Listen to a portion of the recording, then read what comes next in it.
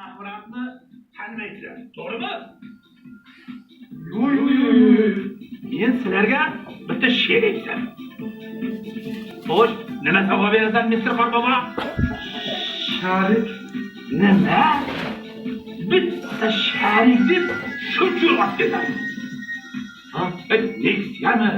Makizmi? Hozirmi? Ha? Yo'q.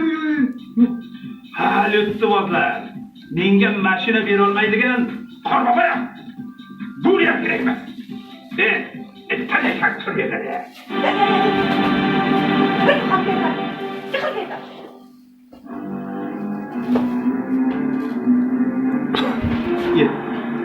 Nima bu? Bu ana cho'mib chiqqan. Yo'q-ku. Nima tinchlikmi ana? Shoshma. Qorbobolar juda ko'p joyga yuradi.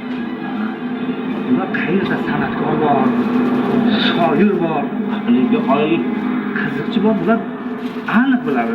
Demak, bu bilan Qorboboga uchrash kerak deysiz-da. Ketib shu Qorbobodan bitta so'raylik.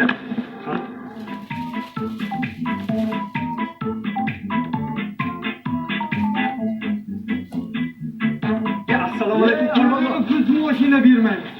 Yo'q, Qorbobo bizga mashina kerak emas. Mashina kerak bayramlar bilan. Assalomu alaykum. Qorbobo, biz televideniyadamiz. Bayram konsertiga talantli insonlarni o'xtaryapsiz. Baba. Siz endi ko'p joylarda yurasiz. Baba. O'ziga yarasha talantlarim qayerda borligini bilsangiz kerak. Bizga bir yordam qilib yuborsangiz. Ular televideniya ekan. Talantli. Yoshlar kerak emas bularga. Bormi shunaqa talant? Talant bor. Bor. Ana u yo'lakni ko'ryapsizmi? Qaysi? Ana u yo'lak. Ha. O'shaning 3-qavatiga chiqasiz. 3-qavat. 13-xonadonda Mahmud ismli qiz yashaydi. G'ich talant. G'ich talant unda. Siz aytgan talant bor shunda. 3-yo'lak, 13-chi padaysiz. Bo'ldi yo'q. Siz adashdingiz. 3-qavat deyapti. Ana u yo'lak, 13-xonadon. Esdan chiqmas. Rahmat sizlarga. Rahmat.